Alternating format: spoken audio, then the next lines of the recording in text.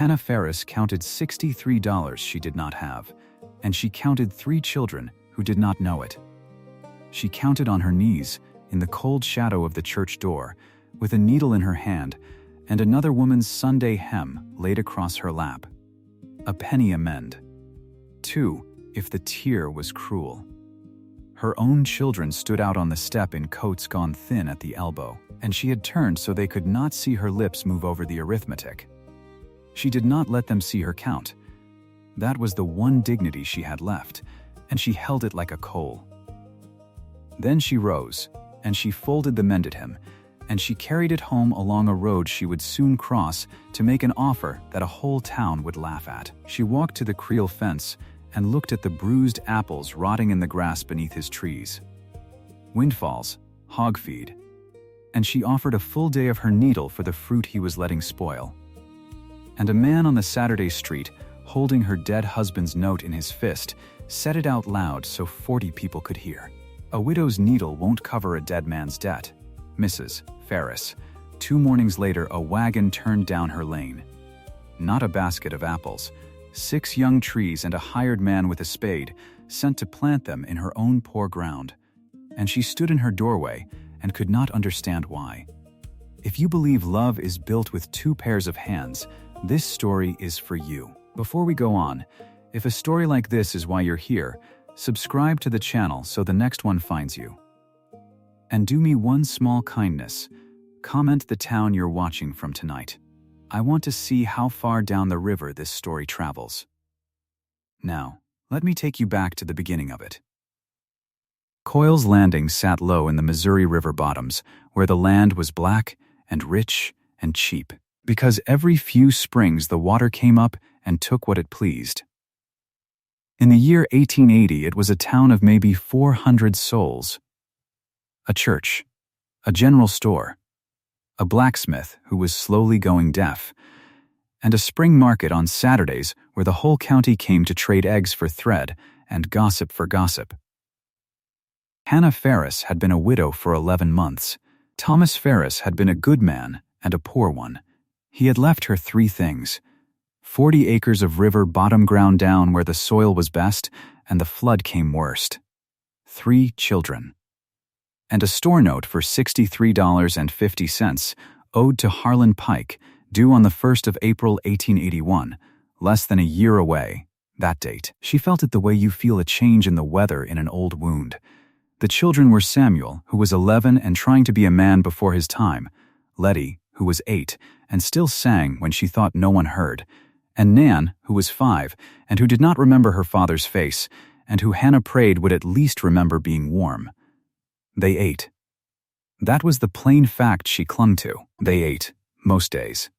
Cornmeal and what the garden gave, and, once in a while, a hen too old to lay. But the coats were thin, and the shoes were passed down until they were only the memory of shoes, and the winter had a way of finding the gaps. So Hannah sewed. She was the best hand with a needle in the county, and she knew it the way you know the color of your own eyes. Without pride. Just as a fact. She could take a torn seam and make it truer than new. She could turn a collar so the wear didn't show. She could set a patch so fine you had to be told it was there. The women brought her their mending and paid her in pennies, and she took the pennies, and she said thank you, and she went home and counted. Now let me tell you about the man across the fence. Jonah Creel was a widower too. He was 46 years old, and he had lost his wife Margaret 3 winters back, and he was raising 3 children of his own with no woman in the house. He was a fruit grower. But that word is too small for what he did. Jonah Creel grafted his own trees. That means he did not plant a seed and hope. A seed, you understand, runs wild. Plant the seed of the finest apple you ever ate and it will grow you a tree that bears sour, hard little things fit for nothing but the hogs.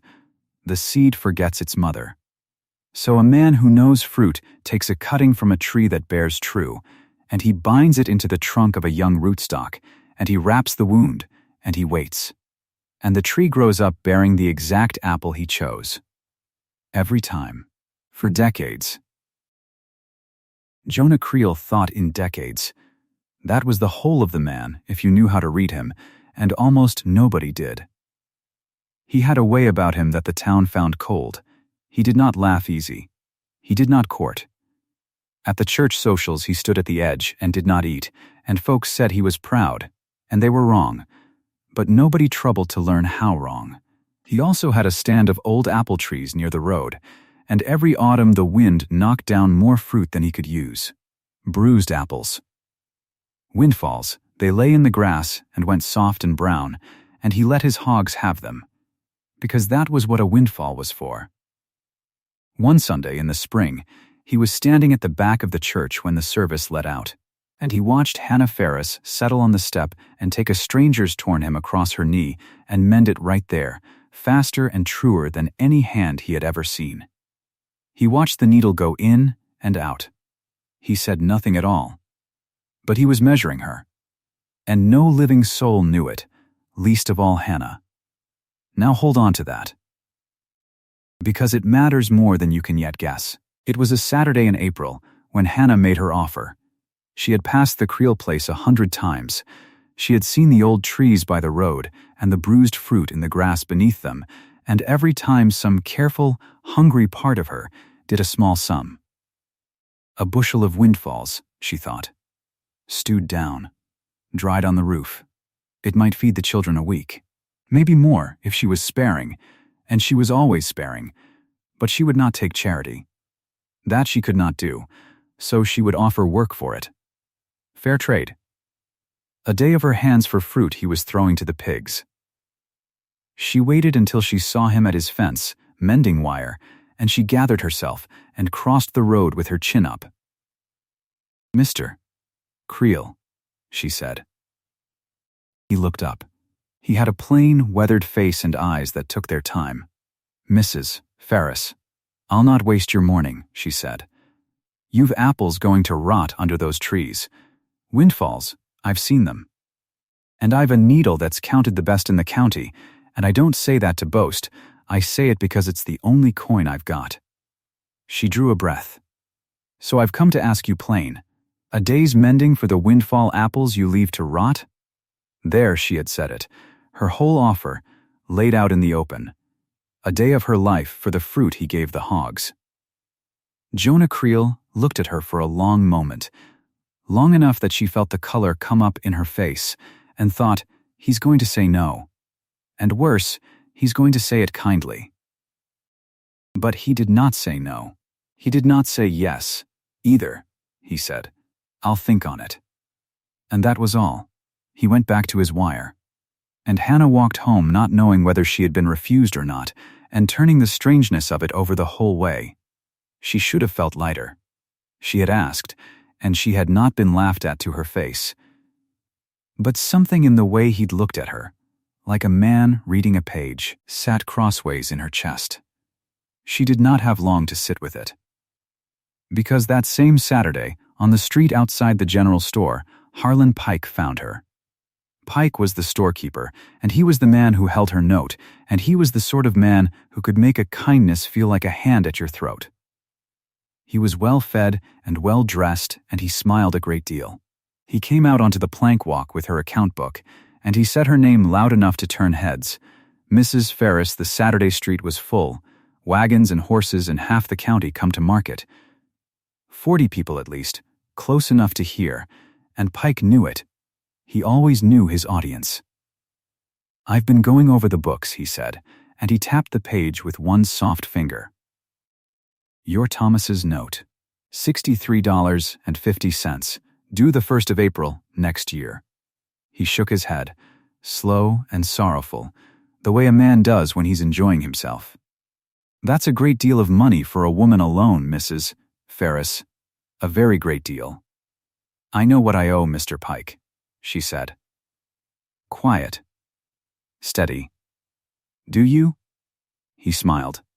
"I hear you're mending for pennies, and I hear," here he raised his voice a shade, "I hear you went and offered Jonah Creel a day's work for his hog apples." A little laugh moved through the crowd. Hannah felt it land on her skin like grit. "A widow's needle won't cover a dead man's debt, Mrs. Ferris, not in 100 years of Saturdays." She said nothing. There was nothing to say that would not make it worse. Pike stepped closer, and he dropped his voice into something meant to sound like mercy. Now, I'm not a hard man. There's an easy road here, if you'd take it. A woman needs protection. A house, a name, a man to stand between her and the world. He let that sit. You marry me, and that note, he closed the book with a soft clap, that note just disappears. And the land's seen to, and your children never go cold again. Think on it. That's all I ask. And there it was. The mask of the rescuer, over the face of the man who wanted her 40 acres of river bottom, for reasons he did not name. Land was cheap in the bottoms. But there was talk of a rail spur coming through, and a man who thought ahead knew that cheap land with a rail line on it was not cheap land anymore. Hannah gathered her children and went home. She did not weep. She was too tired to weep, and there was supper to see to. But that night, after the little ones were down, she sat by the low fire and did the only arithmetic she could afford to do. A bushel of windfalls. If Creel gave her a bushel. Stewed and dried. Careful. No waste. Perhaps a week of something sweet in the children's bellies. Perhaps 10 days. Set against $63.50. It was like measuring the ocean with a spoon. She knew it. She did it anyway, because it was the one sum where the numbers were small enough to hold. The big sum, the note, she could not hold at all. So she held the small one, and she went to bed, and she did not let herself think of Harlan Pike's soft closing book. 2 mornings later, she heard the wagon. It was early. The light was still gray, and the frost not yet off the grass. She was at the stove, and Samuel was pulling on his boots, and Letty was braiding Nan's hair, and the sound of wheels came up the lane where no wheels ever came. Hannah went to the door. A wagon had turned in off the road. She did not know the man driving it, though she would learn his name was Tom Ansell, and that he worked for Jonah Creel, and that he was as plain and kind a man as ever carried a message he didn't fully understand. Beside him on the bench lay a spade. And in the bed of the wagon, standing up in a row, their roots wrapped in wet burlap, were 6 young trees.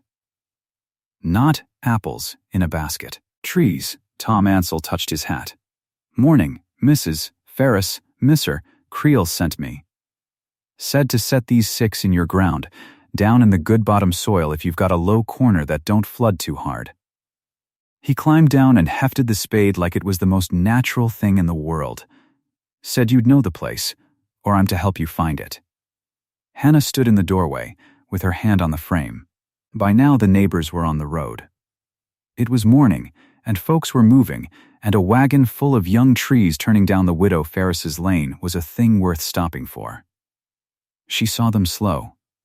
She saw them look. She saw 2 women lean their heads together. There's a mistake, Hannah said. I asked for windfalls. The old fruit. Under his trees, I offered a day's mending for the apples he lets rot. Tom Ansell scratched his neck. No mistake, ma'am. He was real particular. 6 grafted saplings set on the Ferris ground. That's what he said. And there they stood.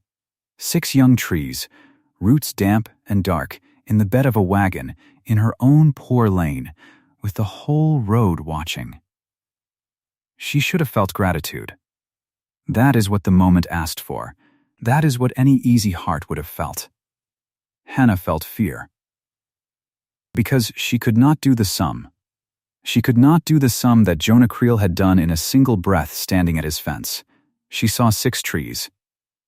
She saw a gift too large to be a trade for a day's mending. She saw a thing she had not asked for, given without a word of explaining, and every hard lesson of her life told her that a gift with no name attached is the most expensive thing in the world. Somebody always comes to collect. What does a man want, she thought, for 6 trees? She had offered a day.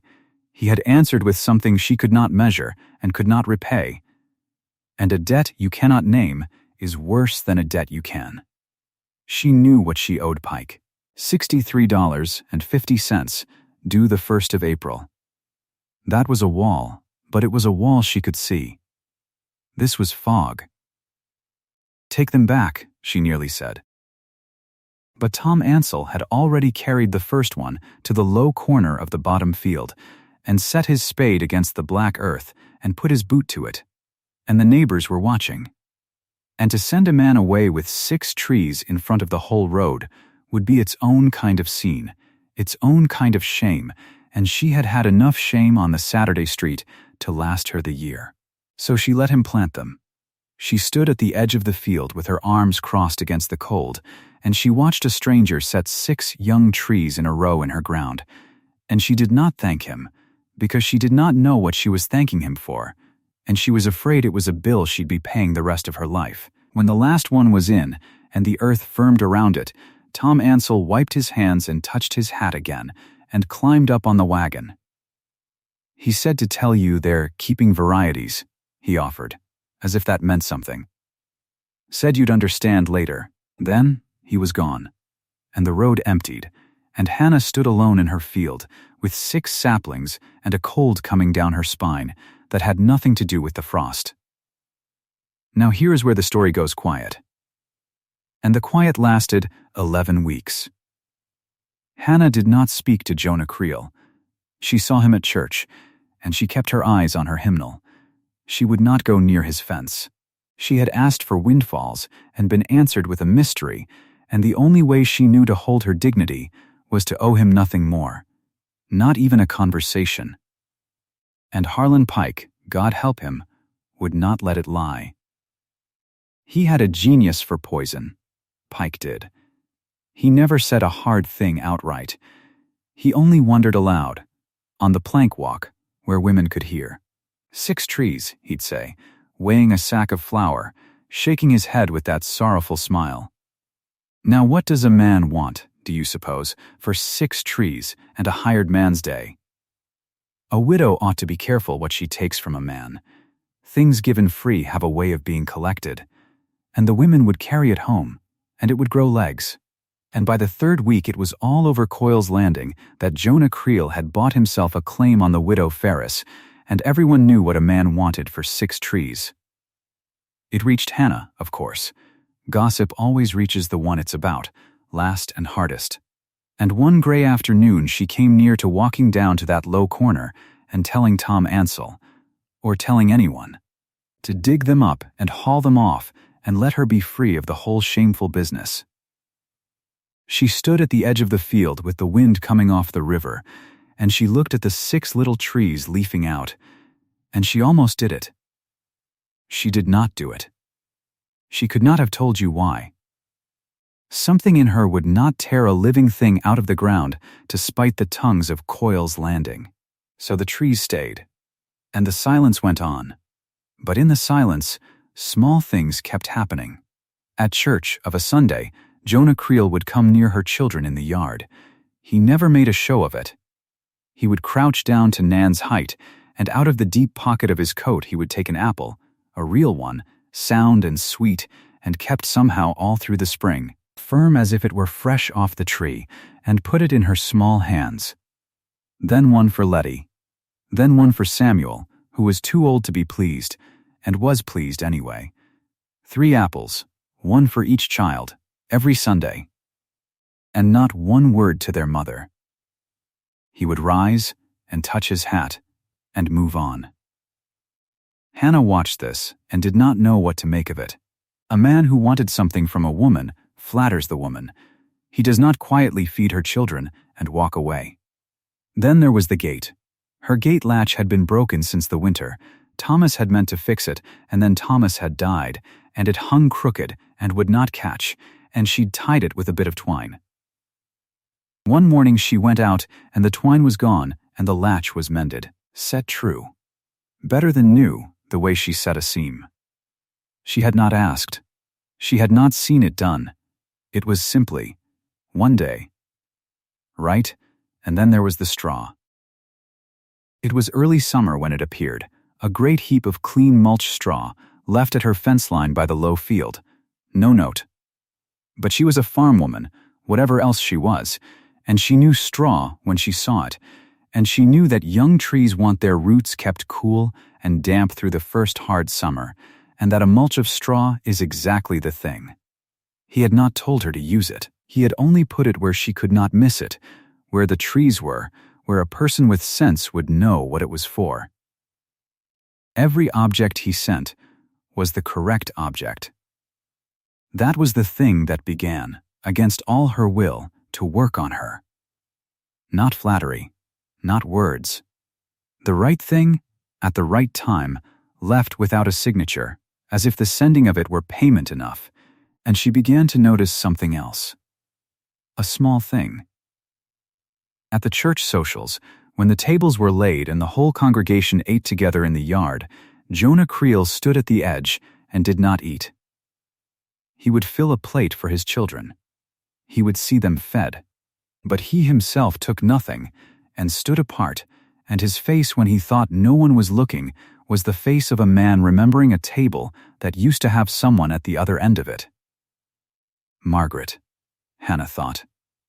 3 years, and he still can't sit down to a supper he didn't have to make himself. She was, she realized, the only one who had noticed. The town called him cold, and let it go at that. Hannah, who knew a thing or two about a house missing a person, saw straight through the cold to the grief underneath, and that seeing was the first crack in the wall she'd built. She did not welcome it, but she could not unsee it. Then, in the late summer, came the sacking. Tom Ansell left it at the fence. Rough burlap, cut into strips, enough to wrap 6 young trunks, and this time there was a note. 3 lines, folded once, no more words than the man himself would use.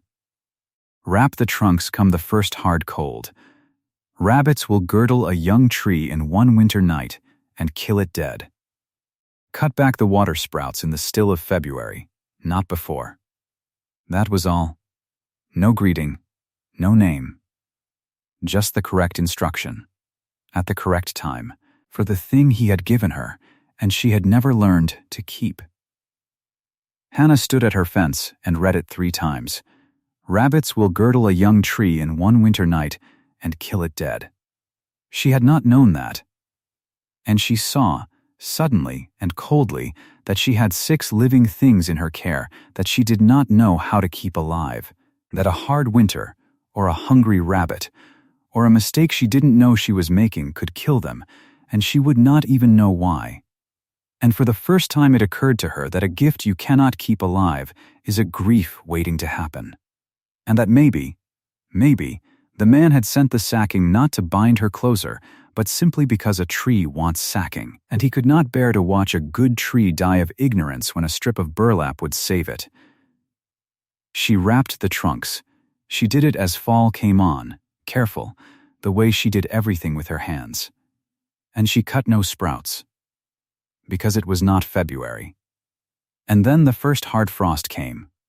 It came early that year, and it came mean, silvering the bottom field one black morning. And Hannah went out to the 6 trees the way she had started going out to them every day, and she saw that 2 of them were wrong. She could not have said how she knew. The leaves on 2 of the 6 had gone limp and dull and were dropping wrong, and the little branches had a slackness to them that frightened her, and the other 4 stood fine and firm. 2 of the 6 were failing, and she did not know why. And she could not afford to lose them, not because a tree was money, she still could not do that sum, but because they were in her care, and because somewhere in 11 weeks of silence they had stopped being a debt she couldn't name, and become 6 living things she had wrapped against the rabbits with her own hands.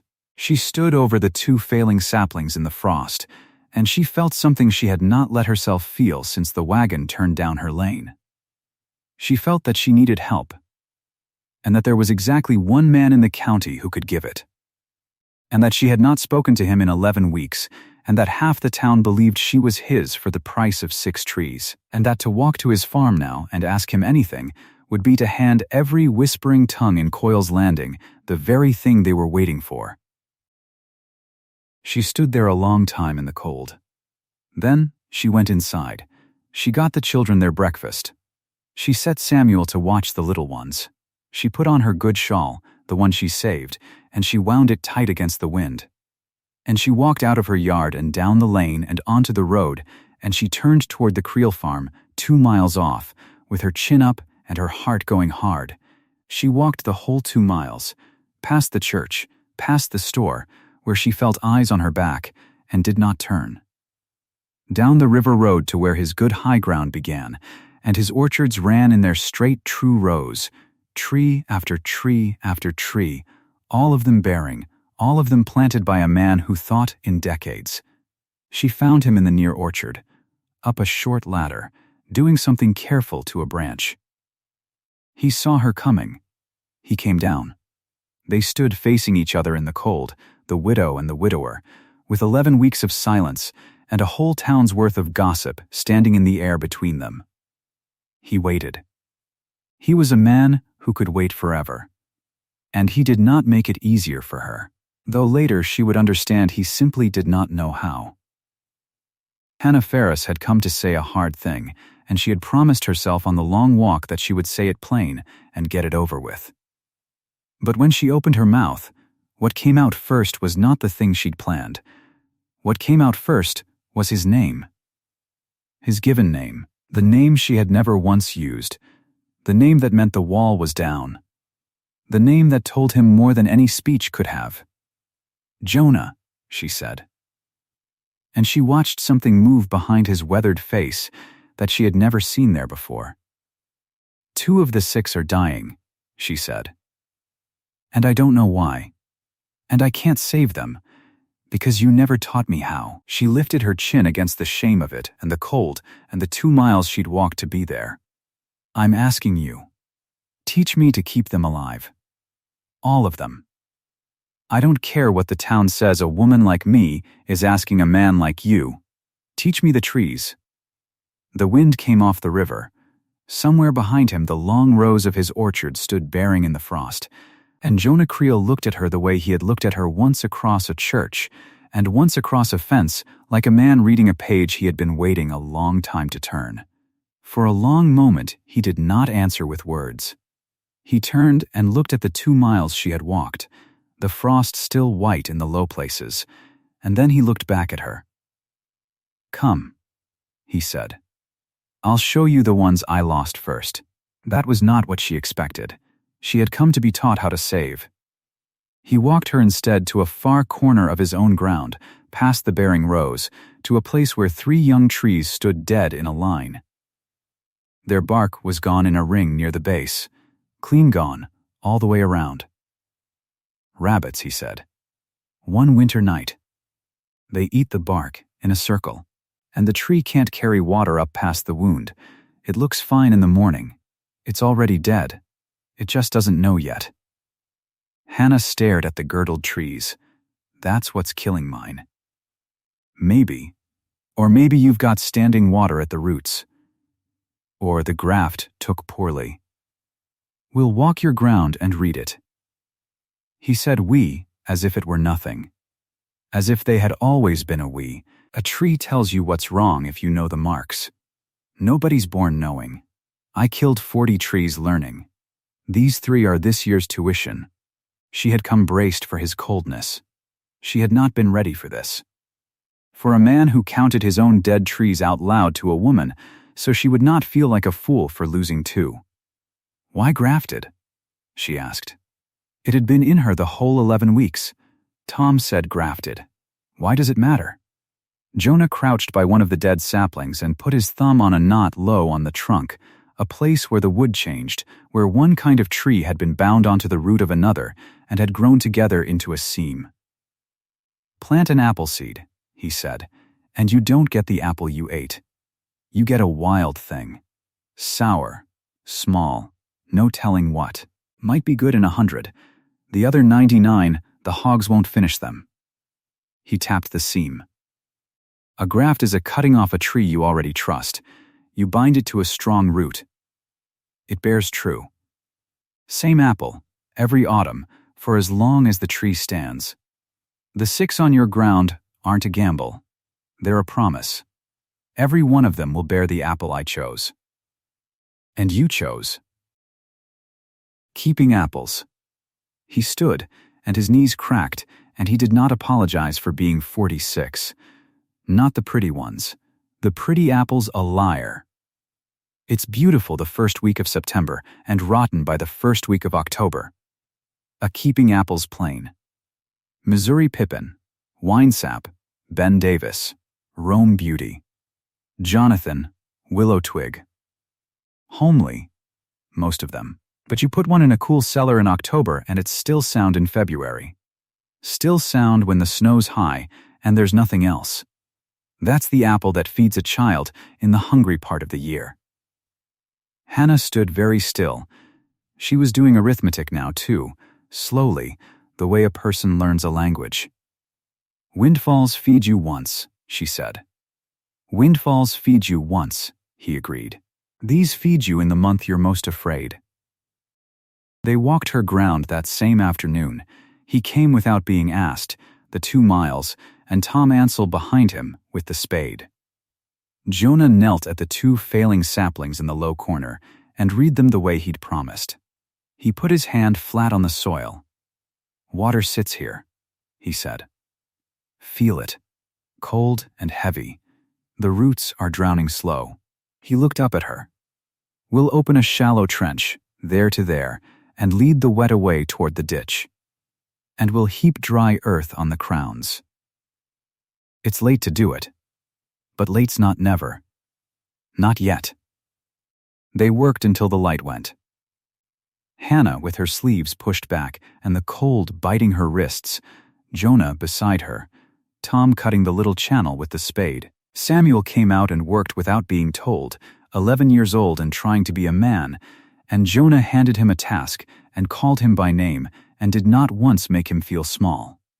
Letty watched from the fence and sang under her breath when she thought no one heard, and Jonah heard and said nothing, but his mouth moved at the corner. By dark the water had somewhere to go. Jonah wrapped the 2 thin trunks in the burlap himself, the same burlap he'd left at her fence weeks back with the 3 unsigned lines, and this time he was there to tie it, and this time she let him. They'll live, he said, standing, brushing the dirt from his knees. Both of them. You caught it in time. You, he said, and put the smallest weight on the word. Not me. You walked 2 miles and asked. That's what saved them. Hannah looked at the 6 trees standing wrapped against the winter in her own poor field, and something in her chest that had been clenched for 11 months eased half a turn. She fed him that night. It was not much. Salt pork and cornbread, and the last of the fall greens, and coffee gone weak from being stretched. But she set a plate for Jonah Creel at her own table, and Tom beside him, and her 3 children around, and for the first time since Thomas died the house had a man's voice in it that was not a creditor's. Jonah ate. That was the thing she noticed, sitting across from him. He ate every bite, and he thanked her plainly, and he asked Nan a question about her rag doll, and listened to the whole long 5-year-old answer as if it were market news. She thought of the church socials. She thought of how he always stood apart at the edge of the long tables and never once took a plate, not in 3 years. The whole county thought him proud. She had thought it herself. Now she watched him eat at her table, easy, and she understood. It was not pride. Margaret had died 3 winters back. A man does not take a plate at a covered dish supper full of other men's wives when the one who should have packed his basket is in the ground. He'd only been standing there because he did not know what else to do with himself in a room built for couples. She did not say it, but she saw it. And Jonah caught her seeing it, and for one breath the 2 of them just looked at each other across the cornbread, 2 people who had each buried the one they'd promised, and there was no need to say a word about it at all. The winter went on. She learned the trees the way she'd once learned the needle, by doing it wrong and then doing it right. He taught her to cut the water sprouts back in February, the greedy straight shoots that stole strength and bore nothing. He taught her to read a graft union, to keep the mulch straw pulled back a hand's width from the trunk so the mice wouldn't nest against the bark. She caught herself walking the row every morning before the children woke, in the blue cold, counting 6.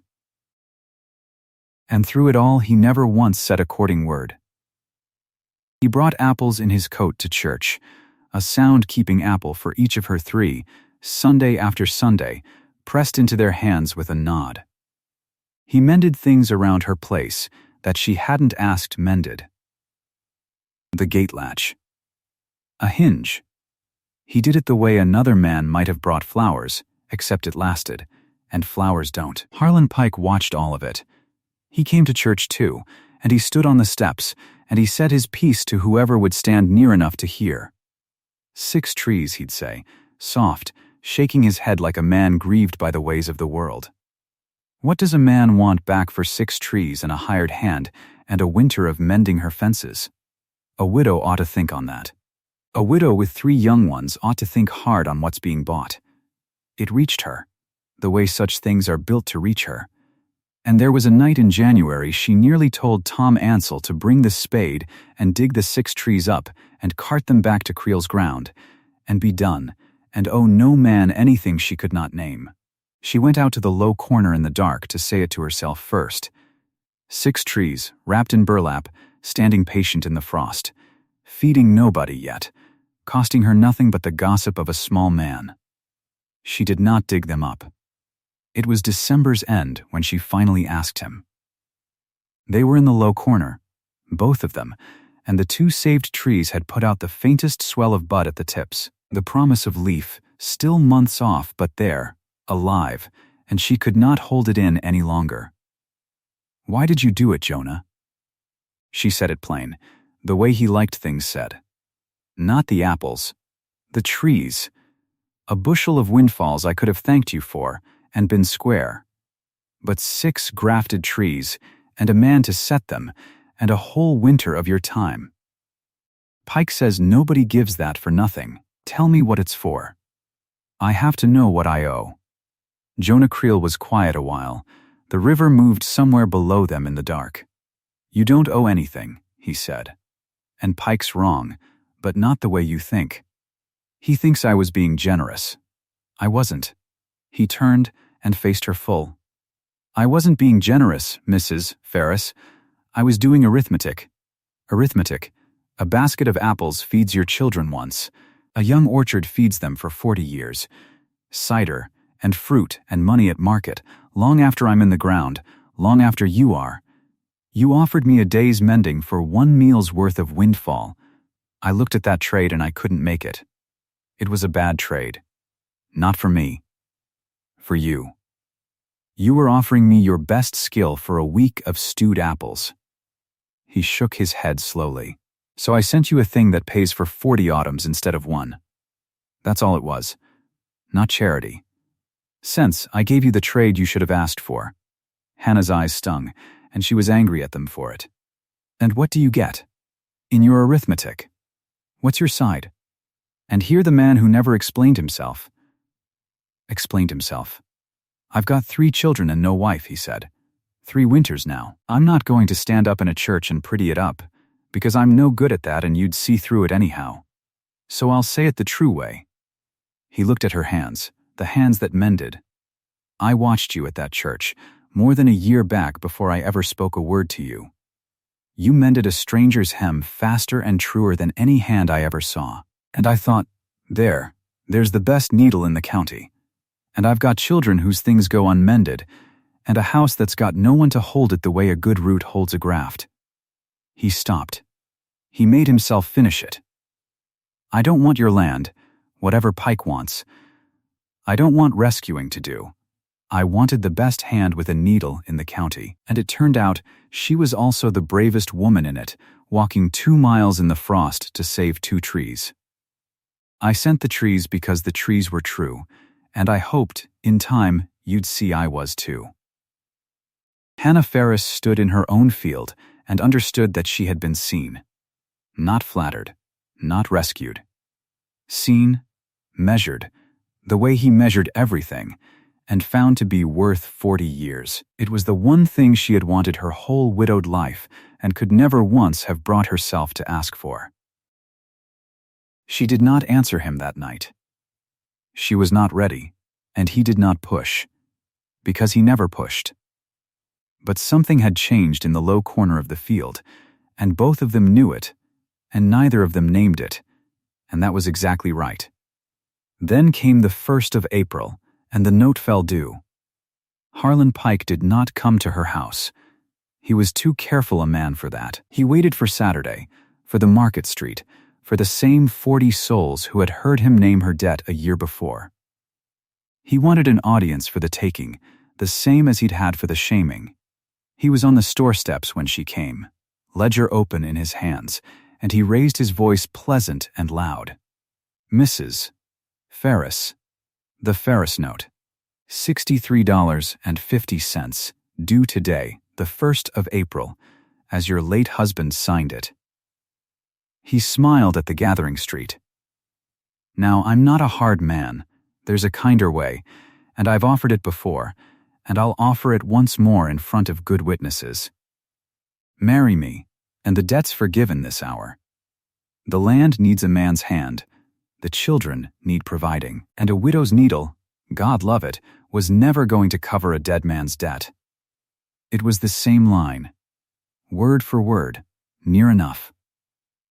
A widow's needle won't cover a dead man's debt. He was so sure of it, he'd kept it a whole year.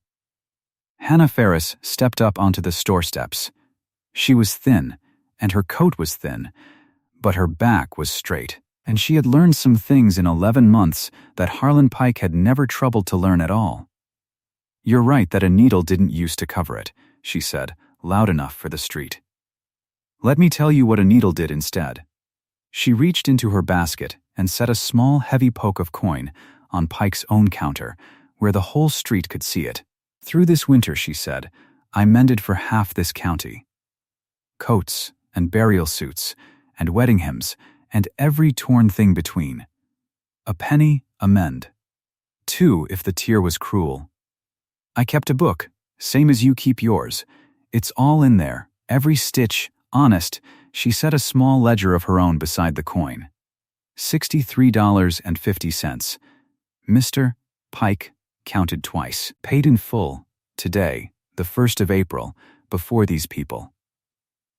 Read it back to me and mark it settled. The street had gone very quiet. Pike did not touch the coin. His smile had not left his face, but it had stopped meaning anything. The land, he said, and then caught himself, and lowered his voice, but not enough. Coin's one thing. That river bottom's carrying a note past this one. The bank will hold a note the land plainly secures, Hannah said. I asked them Thursday. You'll want to know why they were glad to. She looked at him steady. There's a young orchard on that ground now.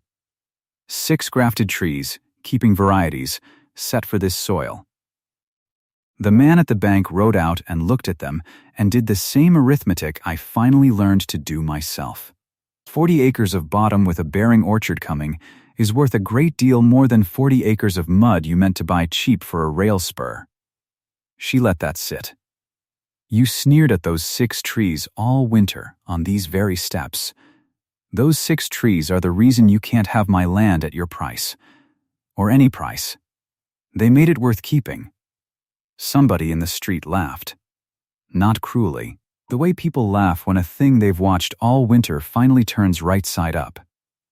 Harlan Pike's face did a slow thing then, in front of everyone. The pleasant mask on it cracked, and what was under it showed through. A man who'd measured a widow for her weakness and got the sum wrong. He looked at the coin he could not refuse, and the ledger he could not fault, and the street that had come to watch him take and was watching him lose instead. You'll mark it settled, Hannah said again, quiet now, in your own book. Now, please, he marked it. His pen shook, just once, and everyone close enough saw it.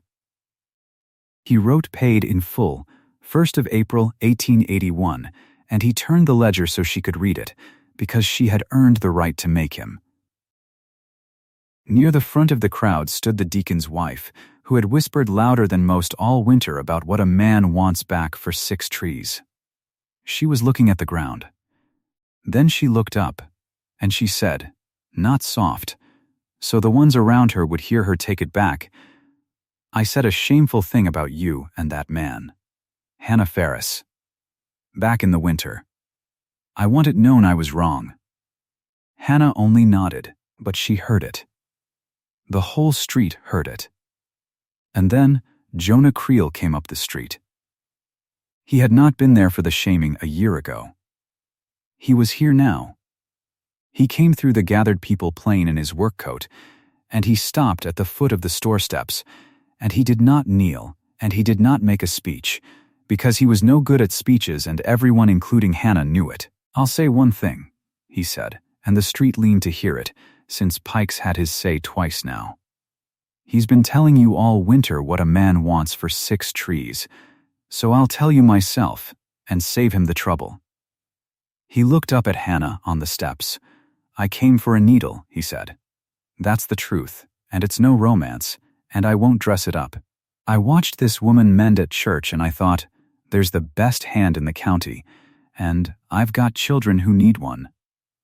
That's why I sent the trees." Cold as that. He paused. "But I'll tell you what I found, once I'd sent them.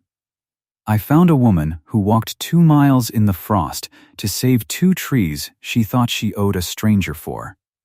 I found the bravest, straightest person in this town. So if a marriage comes of this, and that's her word to say, not mine, and not today, it'll come out of respect. Not rescue. She doesn't need rescuing. She just paid her own debt in front of you, with her own hand. You all saw it." He put his hat back on. "That's all I came to say." Harlan Pike stood forgotten on his own steps, holding a ledger marked paid, while the street he'd called to watch a widow fall watched instead a fruit grower tell them plainly that she'd risen. The following autumn, the 6 trees held their first true fruit. Not much. A young tree gives little the first bearing year. But they held it, round and plain and sound, keeping apples, the kind that do not fall bruised in the wet grass by morning to be given to the hogs, the kind you carry down cellar stairs in October and find still whole in February, when the snow is high and a child is hungry and there is nothing else on the shelf but what you had the sense to keep. Hannah walked the row that autumn with Nan on her hip. Nan was 6 now. She did not remember her father's face at all, and Hannah had made her peace with that, the way you make peace with weather. But Nan reached out and took an apple off the low branch with her own small hand, the way children do, and bit it, and it was sound. "It's not falling," Nan said, puzzled, turning it over. Her whole life the apples she'd known were windfalls, split and browning on the ground. "No," Hannah said. "This kind holds. This kind you keep." The marriage came the year after that. Quiet, as they'd both wanted. No great show. It came the way Jonah did everything, plain and true, and built to last, out of respect and not rescue, in the little church where he had first watched her mend a stranger's hymn, and started, in his careful way, to do the arithmetic of the rest of both their lives. Hannah stitched her own wedding hymn. Of course she did. The best needle in the county was not going to hire that out. She sat by her own window in the good light and stitched it, and it was the first thing in 11 months and then some that her needle had made for herself and not for another woman's pennies. She noticed that. She let herself be glad of it. They joined the 2 households the way a graft joins a root. 6 children now, hers and his, in a house with lamplight in every window. The cellar shelves ranked full going into winter, not with windfalls that would rot before Christmas, but with keeping apples, winesap and willow twig and Ben Davis, laid in rows, sound, holding, enough and more than enough for the hungry part of the year. She saw Harlan Pike once more, that first winter of the marriage, on the market street. He stepped aside for her, which he had never done when she was poor. She stopped, because she had one thing to say, and had decided long since to say it only once, and plain. "You measured the land, Mr. Pike," she said. "He measured the years." Then she went on, and did not look back, and that was the last word she ever spent on him. She had asked, a lifetime ago, on her knees at a church door with $63 she did not have, she had asked only for the apples that fall, the bruised ones, the windfalls under his trees that he left to rot for the hogs. 1 week of stewed fruit for a full day of her best work. That was the whole of what she had dared to want, because it was the whole of what she believed a widow like her was allowed to ask. And Jonah Creel had looked at that small, tired, honest request, and had done the sum she was too worn down to do, and had sent her instead the trees that hold the apples. Not the fruit that falls and is gone by frost, the trees that stand, and bear true, and go on feeding her children in the cold months for 40 autumns, long after both of them are gone under the same ground the orchard grows in. He gave her the thing that lasts instead of the thing that fills one meal. And more than the trees, more than the land, more than the debt paid on the store, steps in front of the people who'd watched her shamed, he had understood her. Precisely, in the one exact way she could never have stood up and asked to be understood.